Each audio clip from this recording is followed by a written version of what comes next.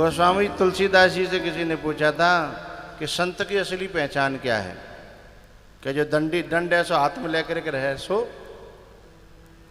ना, दंड तो चोटा भी लेके रह सकता है, हैं?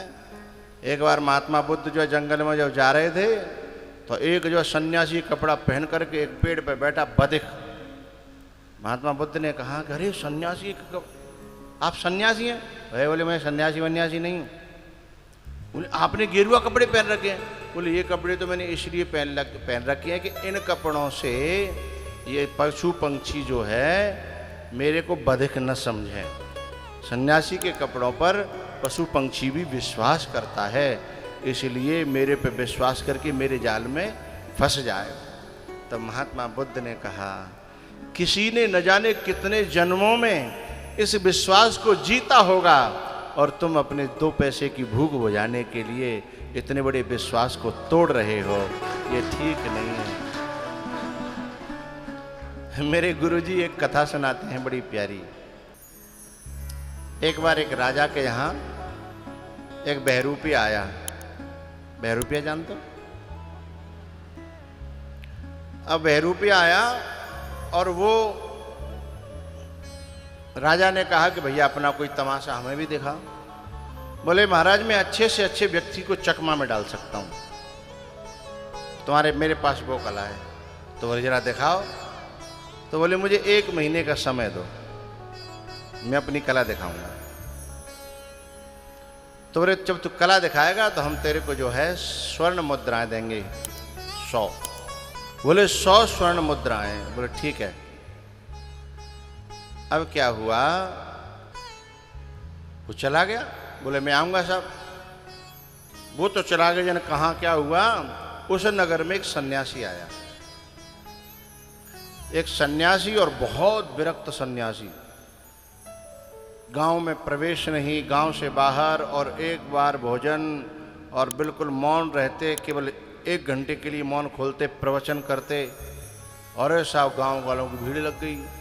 भीड़ इतनी लगने लगी कि होते होते सूचना राजा तक पहुंची। महाराज बहुत उच्च कोटि के एक सन्यासी आए।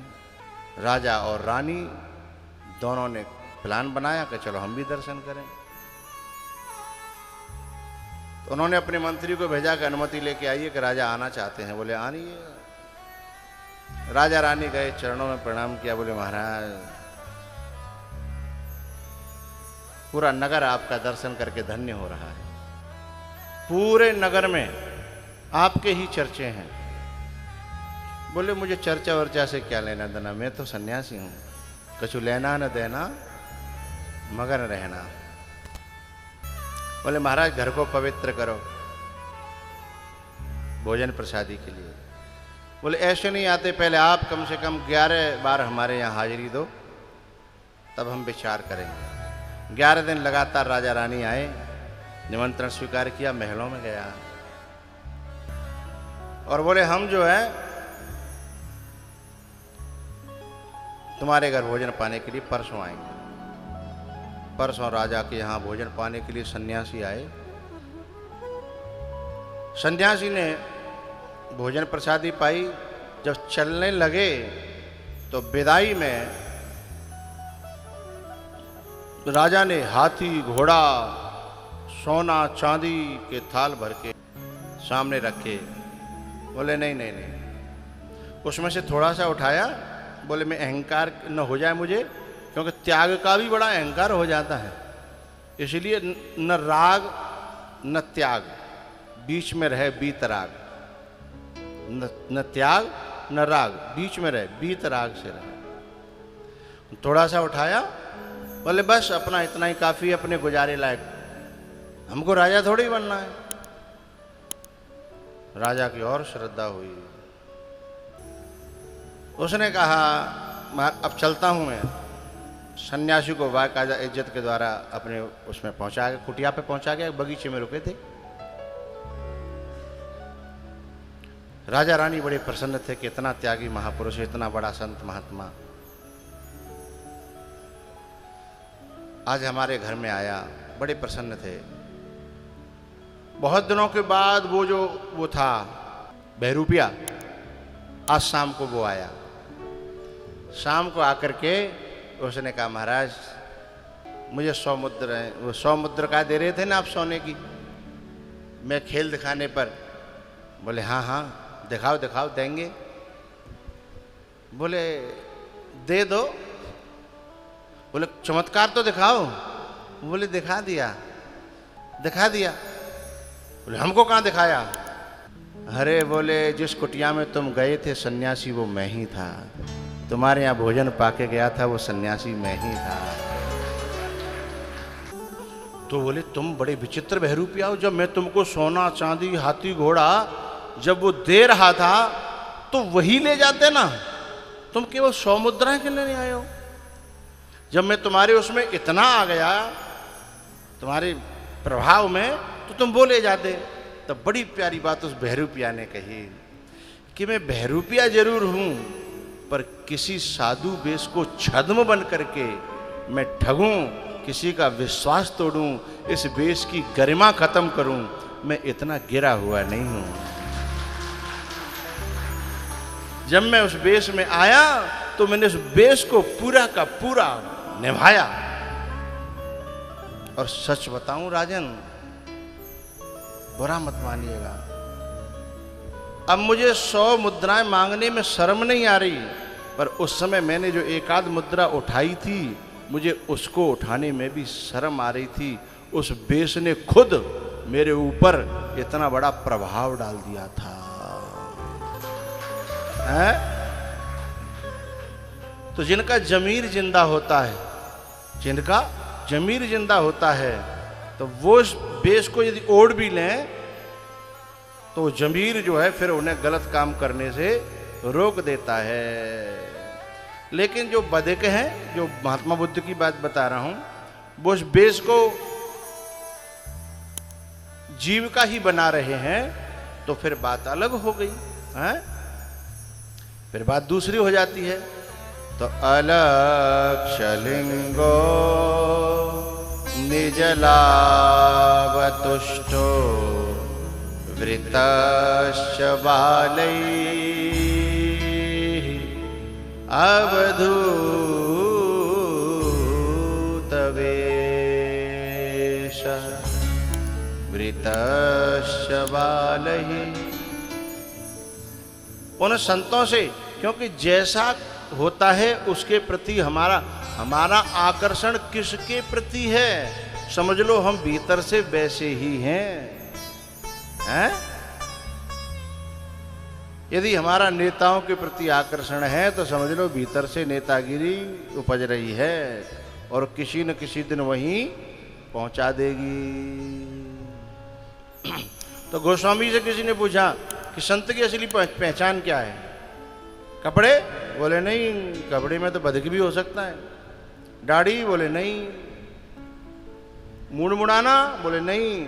बोले तो सच्चा संत तीनों लोकों में वो है जो कथा का दीवाना है, कथा के लिए पागल है, कथा के लिए तड़पता है। बोले क्या सबूत है? तब गोस्वामी जी ने चौपाई लिखी।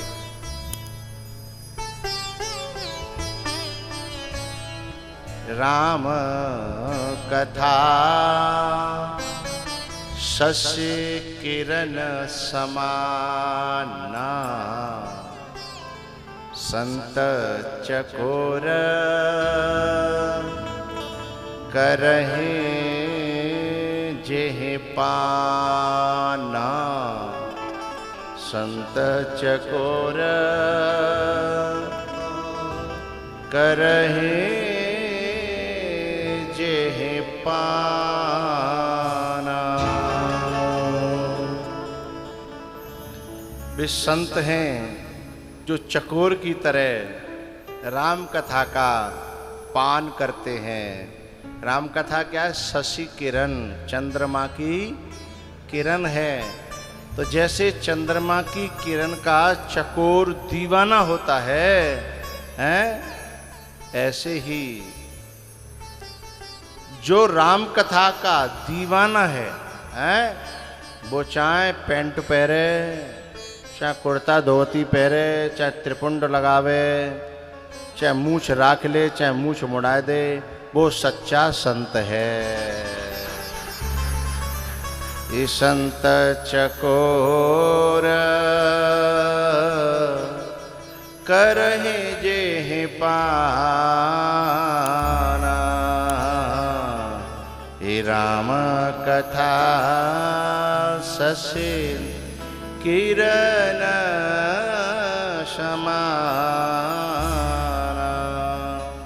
एक बात और मुझे यहाँ कहनी है। कभी कभी हमारे अंदर दो तरह के गुण और अवगुण दोनों रहते हैं। हम कथा के भी दीवाने हैं, लेकिन अभी हम राग द्वेष को भी नहीं छोड़ पा रहे हैं, तो अभी हम अधकचरे हैं। कथा के दीवाने तो हैं, पर जिस महफिल में हम आए हैं हम उनके राग, हम बुराई भी देख रहे हैं, किसी में किसी से ईर्ष्या भी कर रहे हैं, काऊ की चुगली भी कर रहे हैं, काऊ के कोई छोरी कोई छोरा का कर रहे हैं, काऊ की छोरी का कर रही है, बाकी बहू का कर रही है, बाको वो आयो का बाके संग वो का कर रहा है।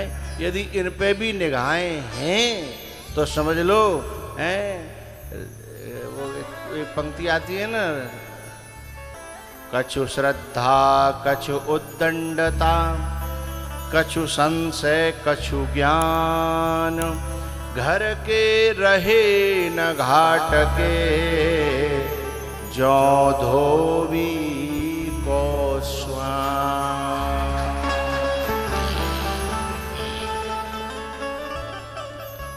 जब कथा के रसिया बनो ना तो ये सब दिखना बंद हो जाना चाहिए। कोई आकर के तुम्हें बताए तो वाकई मुँह पे मही बामे को रसोल्ला ठूस दे कि भैया जा मुँह बंद कर ले, जहाँ में तो ये इतनी गंदगी उगल लो है तू, जहाँ में तो बुक्यांद आ रही है।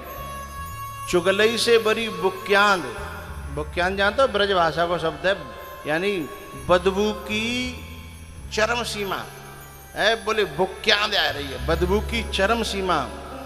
किसी की निंदा चुगली ईर्षा ये यदि निकल रही है, कहो कि मुँह में ते बाकी मुँह तुरंत कैसे करके बंद करो, मुछीका लगाओ, मुँह में मोहरी बांधो, मुँह बंद करो, नहीं तो तुम्हारे ऊपर उगल के तुमको भी बदबूदार बना देगा।